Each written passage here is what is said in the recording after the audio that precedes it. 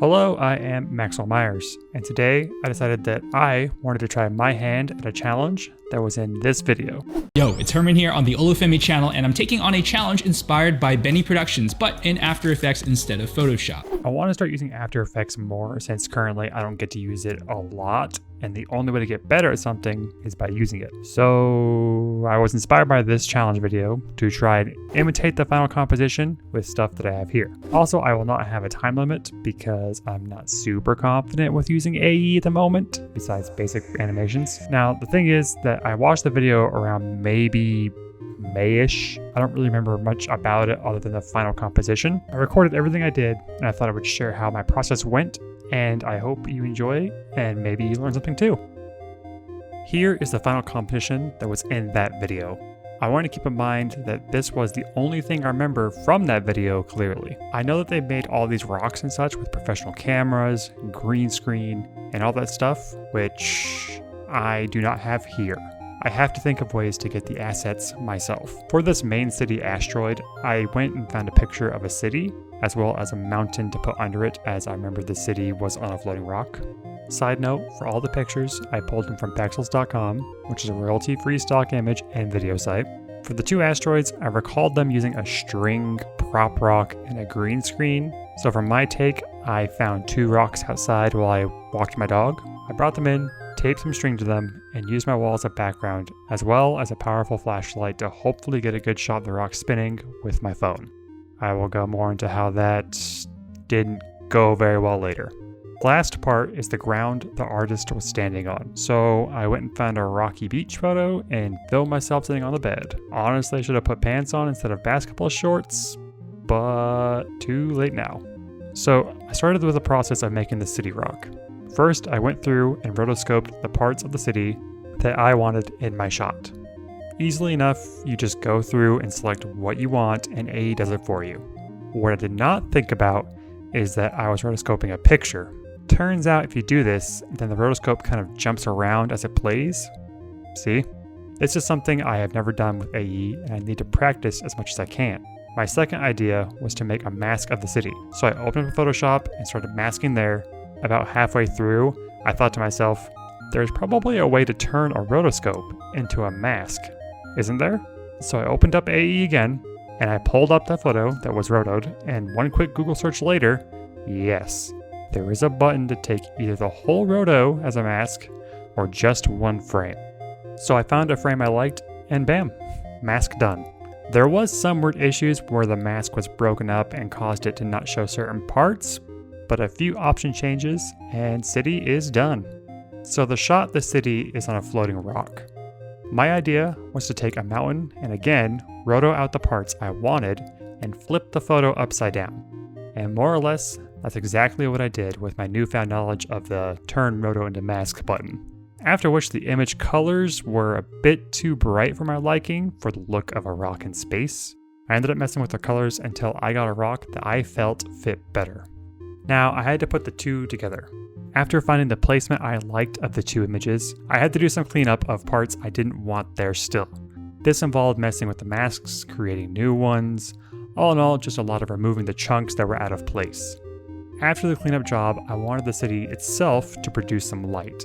I ended up doing just a basic light blue color behind the city and creating a mask so that it looked a little like the city was glowing and the light fades into just space.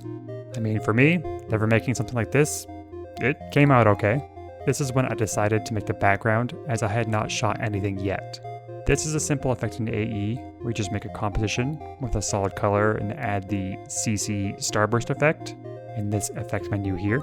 With that done, I messed the settings as I wanted the stars to be stationary as I was planning on doing a certain type of trick later. So a few days later, I went and found some rocks and shot a lot of footage of them spinning on a string. I went through and found probably the clearest shots I could find, which aren't the best, but hey, I used my phone. It's gonna be a lot of fun trying to key this out and roto this.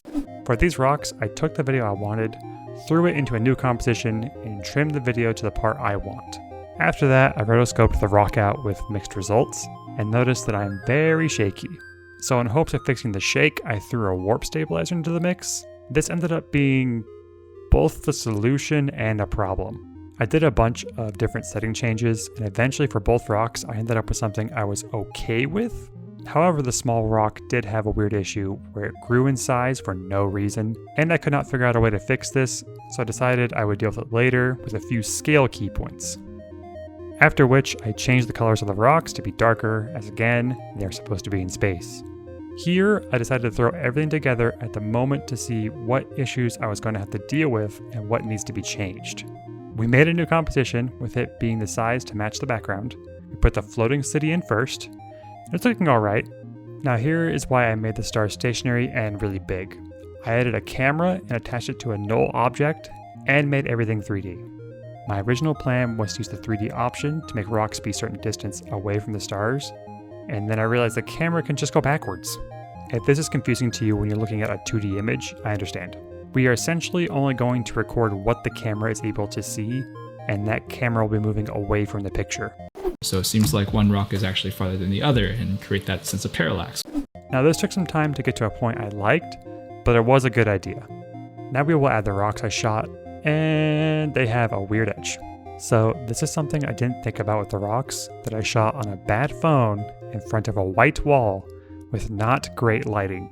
The edges are a little boxy, and in the space shot they have spots of white come up from the wall being included in the roto that I didn't notice. What I first did was I went through and duped the rock and had it be an alpha for just a pure black fill, so that it would remove the white edges. This didn't work quite the way I planned, but I stopped working on it for the day and gave it some thought. That night I realized I'm an idiot, and I can just dupe the rock and use it as an alpha for the rock itself, and zoom it in slightly to remove the white edges. This is why I need to practice, because this is a very simple solution. Time to work on the last asset for the shot. I took this picture of a beach and rotoed out what I would like to use, and did the simple turn roto into mask trick. I then did a roto of myself and used that snippet to put myself sitting on a rock with a few more masks to make it look not weird. I also darkened myself a bit since I was too bright to be in space. I did add a little shadow by duping myself and flipping it and making it an alpha for just a black square. Took a little tweaking with opacity, and I did add a mask to make it fade just to look a little bit more natural. Now for throwing it all together. It took some time, but I had to do some size scaling, position changes, and even going back to tweak a few things just to make it look acceptable. Again, this was done with all the objects being in their set place, and a virtual camera pulls back to have different things come into the shot at different times. After a lot of tweaking, it finally was done.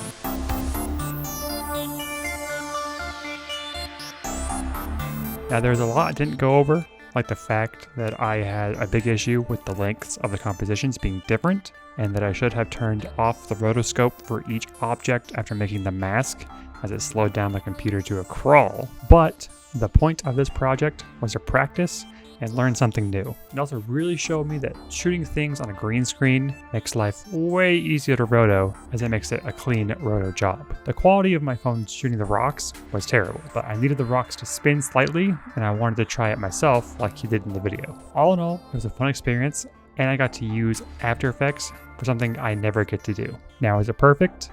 Absolutely not. But you have to start somewhere and take the time to master the program. I'm happy that I did the project, although I think in total it took me around 4-ish hours. I could have saved a lot of time in quite a few places, but this is why I'm practicing it. Hopefully this video taught you something. Hopefully I can find another one of those challenge videos, and I'll try my best to make my version of it with what I have around my house. Thank you for watching. Bye.